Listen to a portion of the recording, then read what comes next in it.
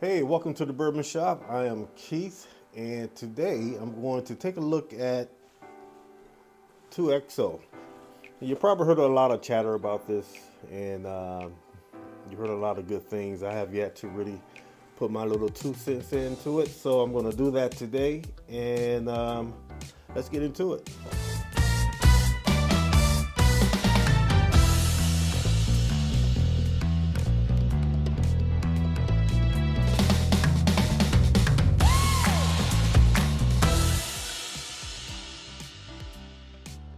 All right, welcome to the Bourbon Shop. I'm Keith, and as you can tell, I had maybe 1 or 2 sips out of here. Really not that much, only about that much, maybe twice. But I took this to a bottle share, maybe about 2-3 weeks ago, and as you can see, it was pretty popular. I mean, this was a pretty big hit, and it is a delicious bourbon. But before I get into that, let's talk a little bit about it. It is a double oak bourbon. That's why it has the name 2XO. So that means it was aged for a certain amount of time in a new charred oak barrel. And then after that aging, it was taken out and then aged again in a new charred oak barrel. So it's double aged that way. This is from Dixon Deadman. His grandfather was known for that Kentucky Owl product, and they were also partners with a brand named Carter, which they eventually broke off with, and then they sold that particular part of the company, Carter, to Stoli in 2017, and Stoli went on and took off with the old Carter bourbon line and really jacked up the price. So that's another topic for another day. But sticking with the 2XO, the first time they put this out, Dixon Deadman, was last year, 2022, when it was the Phoenix brand. That was the first version of this. So this is their second. I didn't try the first one, but from what I hear, this one is a lot better than the first one. Or maybe not a lot better, but somewhat better than the first one. So if I ever get my hands on the first one, the Phoenix 2XO, I'd like to get it and compare it. But for right now, let's just get into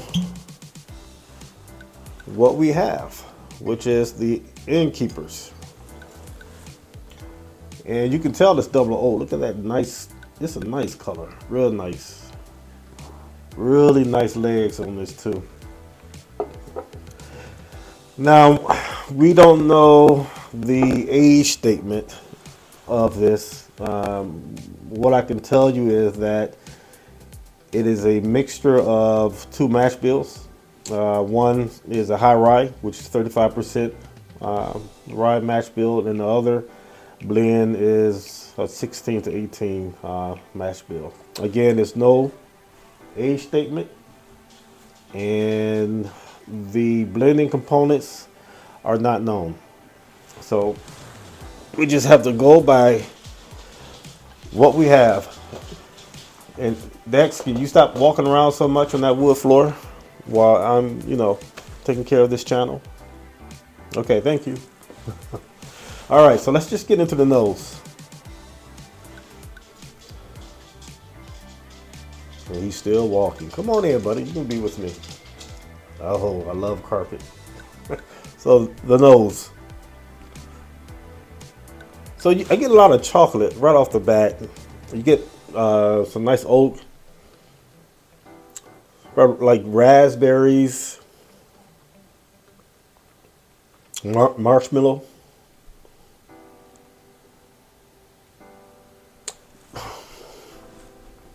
You get like I don't know. It's like a grape jelly. Smucker's, yeah. Smucker's grape jelly. Plus some kind of peanut, maybe a roasted peanut. And then on top of that roasted peanut, I'm getting something like a dusty peanut shell, even like kind of dusty. But it's a really good nose. I think this is the kind of nose that you can smell and smell and smell and just you you're gonna pick so much out of it. You get the brown sugar, the caramel, they hitting all the points. It's a nice spice. The black pepper. And that real dark fruit is really coming out, that plums or raisins. Yeah. And you know, I'm glad I waited on this because I'm getting more out of it now than I did the first time I opened it. But like most bourbons, after you get past the neck or so, it turns into slightly something else. And most of the time it's better.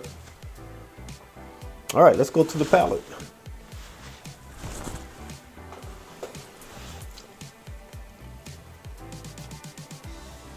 I get chocolate raspberry right off the back. Chocolate raspberry.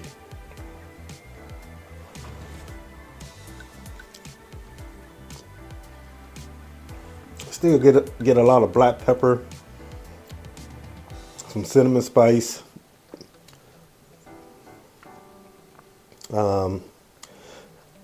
Get that nutty taste. You know, it sort of reminds me of like a Jim Beam, that, you know, that nutty taste that Jim Beam have, or the Heaven Hill. I get that nutty taste out of Heaven Hill products. I wonder if some of that is in here.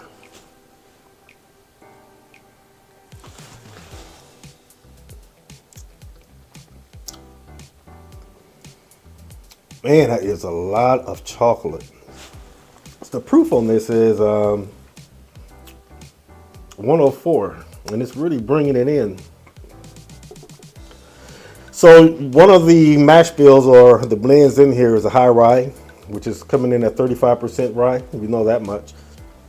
So that rye spice is really coming in. So you're getting that cinnamon, that nutmeg, like an allspice.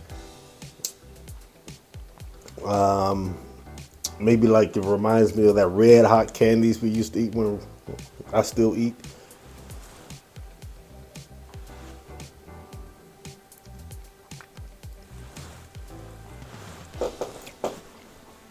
And that chocolate is just, I mean, I love it. I love this. This is delicious. So it is definitely one of the best that I've had so far this year. But let's talk about price. Now, this runs around 99 bucks, 100. That's the MSRP. And so, a lot of people that I check with sometimes ask me, well, is a bourbon really worth $100? And I guess it's everybody's perspective on that. I truly believe that you can spend up to $60 and never go above that and have some fantastic bourbons. I really believe that.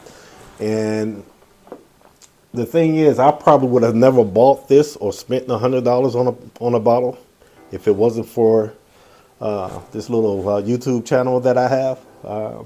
Because, you know, I want to be able to present things to you guys. That's what I tell my wife anyway. So far, that's working. But yeah, so I can put it to you like this. Is it worth $100? I would say this, that out of some of the bottles that I have that cost around 65 or 70 bucks that I have tried, this one sort of stands out. So I can understand the upcharge. The only thing I don't like is there's no age statement, so they're not giving me anything as far as how old the bourbon is inside the bottle. But the blend, whatever they're doing with the blending, is superb. So I'll give them that. So they really put a lot of thought into that. So some of your other double oaks, maybe you're thinking about a Woodford double oak, which is pretty good.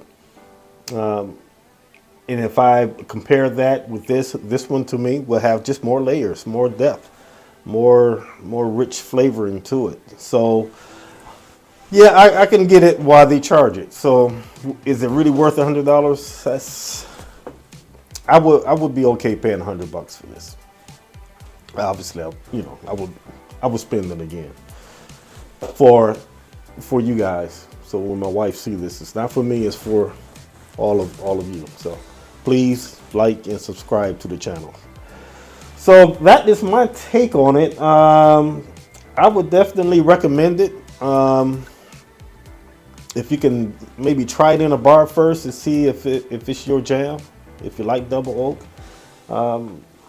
I really do like it. It's rich, it's creamy, has a nice creamy mouthfeel to it, and man, it's changed so much from the first time that I had it. So, yeah, I can't wait to see what next year brings with Dixon Deadman, because he's doing a fantastic job.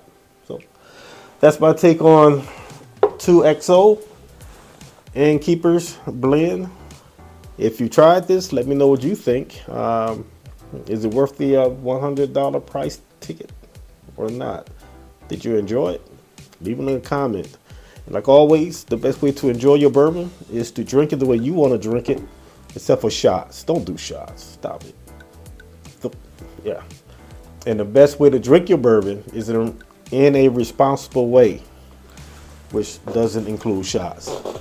See you next time on the Bourbon Shop. Chocolate. I love chocolate.